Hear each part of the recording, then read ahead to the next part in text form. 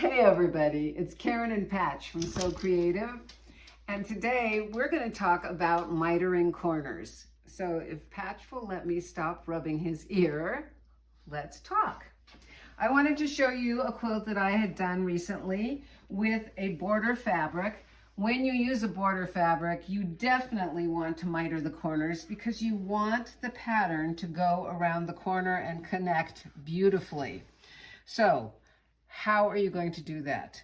The easiest way is to sew your strips onto your fabric, the quilt top, and make sure that you stop exactly 1/4 of an inch before you hit the end of that fabric. So I like to put a little dot so I know where 1/4 of an inch is from both sides. And when I sew, I am sewing from that 1/4 of an inch all the way to the other end, stopping 1/4 of an inch away from the end. Now you'll also notice that I leave a lot hanging over whenever I do my borders. I like to measure the width of the border and then add a few extra inches so that I have plenty to work with, because there's nothing worse than coming up short when you miter a corner. So once I've sewn, starting at that 1/4 of an inch all the way down, I like to take the fabric to my ironing board, and what I do is, let's do this one.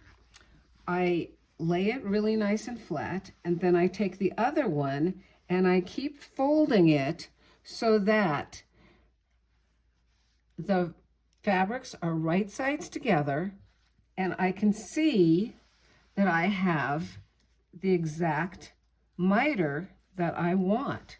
So I will make sure that these lines line up exactly. And because I have it at my ironing board, I'm going to take my iron and press right along that fold. Okay? And once it's pressed really nicely, I'm going to carefully open it up, and I will draw a line right on that fold.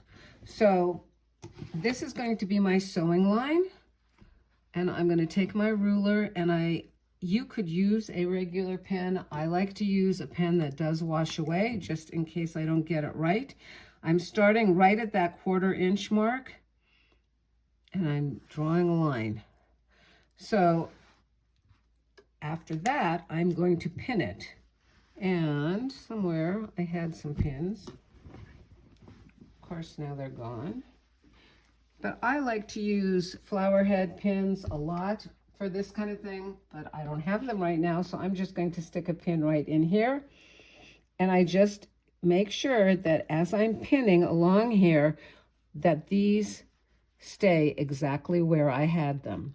I'm going to sew from that 1/4 inch mark all the way down, and once I've sewn, I will check it. If I want to be super, super careful, if this is your first time doing it, I would say use a basting stitch, a really large stitch on your sewing machine, then check it, and once it's exactly the way you want it, you can come back in and sew it again.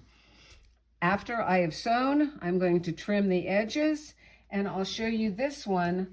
I like to iron the edges, that raw edge open, because I want it to lay really nice and flat, and this is the only place that I iron the seams open.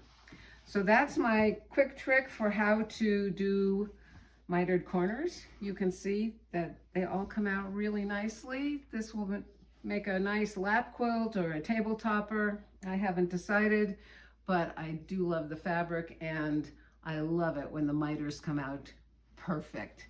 So try it, and if you have any questions, feel free to give us a call at So Creative Ashland. Thanks for watching.